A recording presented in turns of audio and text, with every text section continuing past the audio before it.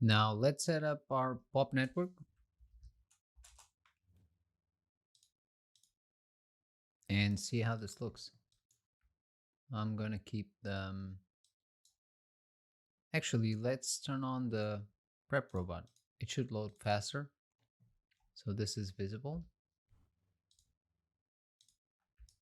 So this way we can have a better idea of what's going on. This is pretty much already set up for us. Let me just delete this merge. We're not going to need it. We have our pop object, which will contain the actual geometry of the simulation. And then we have the source first input. But here we do need to change the emission type from scatter onto surfaces to all points. As you can see, this is considering all points. I'm not gonna want to see the guides, and it's already being calculating the geometry. And even though it's our first frame, we're already seeing the particles that are going to be emitted because of the, if you go here to birth, you'll see that the jitter birth time, if we put this to none, then we don't have any, but we will see that we get kind of slices of particles being emitted.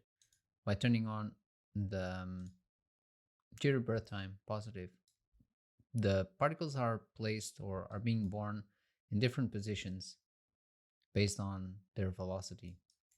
Now let's see how this is looking. I'm gonna hit D on the viewport, go to geometry, and let's have a look at this as pixels. We do have quite a lot of particles, and this is what's being emitted. Okay, as you can see, there's a change in direction because they are following the target, so they kind of go down a bit more. Let's adjust the life expectancy 1.5, 0.5 as a starting point. Probably still too much, but we'll get there. By default, the attributes are being loaded from the points that are being there are our source, and we also have a scale here to inherit velocity. It's probably too fast. Let's go with 0.5, maybe 0.6.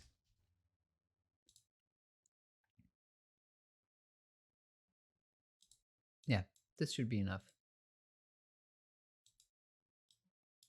Let's bring in the robot and see how the collision is actually working. So let's create a static object, place a merge. Let's adjust the merge position, connect it here, static, and shift R just to switch, because by default this is set up effector relationship left input, affect right input, and yeah, it's a default, so I tend to keep it. On the static object, let's get our prep robot in here, sub object. So we no longer actually need to see this. And it is user-forming geometry. We need to bring this up. And let's see how this works. Okay, it hits the robot and it pretty much explodes all over the place. If we have a look at this from the back, you'll see that the issue that I was mentioning before is already happening a bit. Camera 2 will show you that. So most of the particles are being deflected that way. So you might need to adjust the target position. Just make sure that upon the first impact, we do have some particles going this way as well. At least more than what we have right now. It's an easy thing to adjust for us because we do have a handy target. Let's make this kind of visible. Hit enter. And on the first frame, let's just kind of nudge it a bit more towards this side. Maybe slightly up. Let's see how that works. Okay. Let's go to that camera. Still mostly going towards that side. Maybe slightly up. And then at this point, again, more towards the center of it. I think this should help.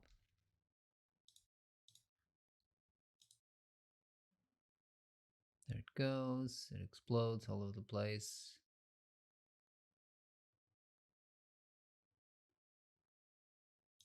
I think this is good enough. Velocity direction variation is kind of a bit too much. So let's reduce it a bit so it's a bit more concentrated.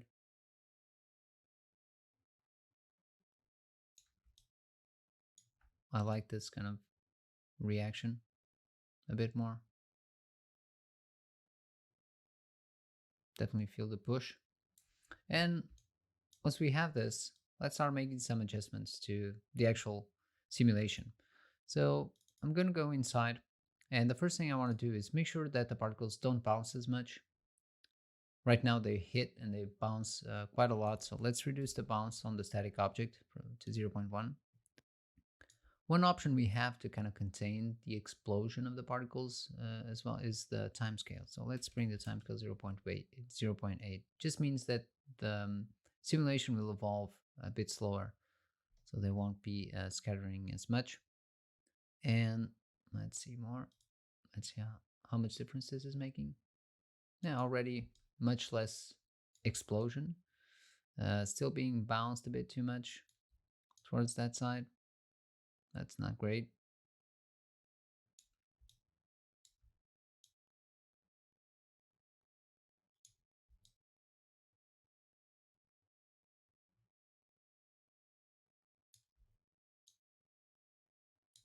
Yeah, this is the point where it's kind of more interesting from the back.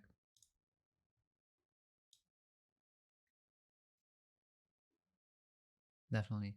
The beginning is being deflected way too much to that side. So let's try to fix it again.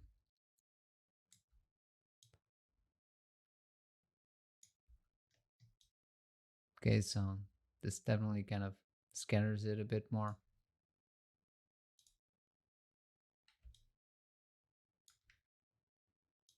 Kind of a weird shape as well, but this won't be the final shape.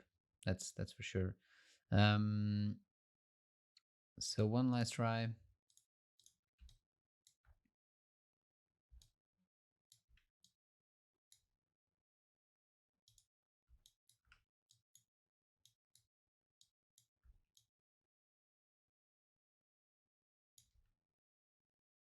Next frame.